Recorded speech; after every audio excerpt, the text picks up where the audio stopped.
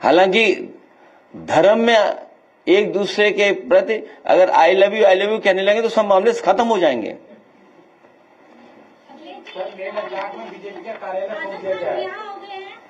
हम लोग हिंसा के पक्षधर लोग नहीं हैं और बीजेपी के लोगों को भी हिंसा के लिए बढ़ावा नहीं देना चाहिए लोगों को।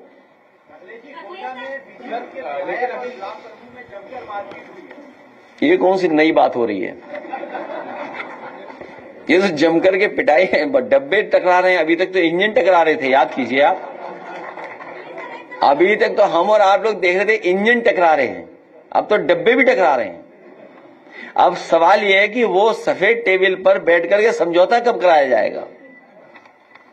मुझे नहीं उम्मीद है कि समझौता करा पाएंगे, क्योंकि वहां पर सम्मान की लड़ाई है।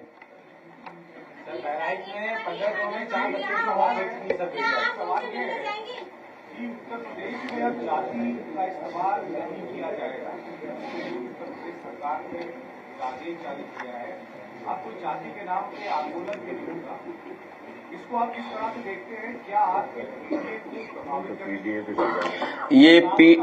पर कहा है कि इसलिए इस पर रोक लगाई है ताकि लोग अपना हक न मांगे? वैसे मैं अपना पक्ष रख चुका हूं सोशल मीडिया के माध्यम से। जाति हमारा पहला इमोशनल कनेक्ट है। जाति हमारा पहला इमोशनल कनेक्ट है और जो भी आरक्षण है यहां पर वो जाति के आधार पर है। बाबा साहब भीमराव अम्बेडकर जी ने जो आरक्षण दिया है संविधान में, जाति के हिसाब से मिला है। और उसके बाद मंडल कमीशन जो बना, उसकी जो प्रस्तावना है, उस प्रस्तावना में यही चर्चा हुई कि आखिरकार हम आरक्षण कैसे दें। उस प्रस्तावना में यही बात निकल करके आई, क्योंकि जाति के आधार पर हम पिछड़े हैं, इसलिए जाति के हिसाब से आरक्षण मिलेगा। ये भारतीय जनता पार्टी के लोग समय समय पर घबराए हुए हैं। ये पीडीए की एकता से घबराए हुए हैं, बहुजन समाज की एकता से घबराए हुए हैं, इसलिए इधर उधर भाग रहे हैं। और जब से समाजवादी पार्टी ने ग्राफ जारी किए, ग्राफ बना करके, जिसमें हम लोगों ने सवाल पूछा उनसे कि बताइए एसटीएफ में पीडीए कितने हैं,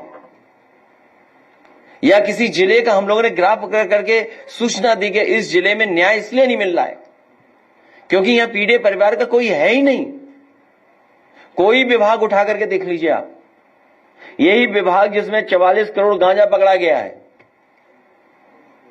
पीडीए के लोगों को दुकान ही नहीं मिली, किसी को। कब्जा किसका है उस पर? तो ये पीडीए की लड़ाई से घबराए हुए लोग हैं कि पिछड़े, दलित, आदिवासी, अल्पसंख्यक सब लोग मिलकर के एक हो रहे हैं। और उन्होंने पिछले 9 साल से देखा कि किस तरीके से ये सरकार अपमानित कर रही है।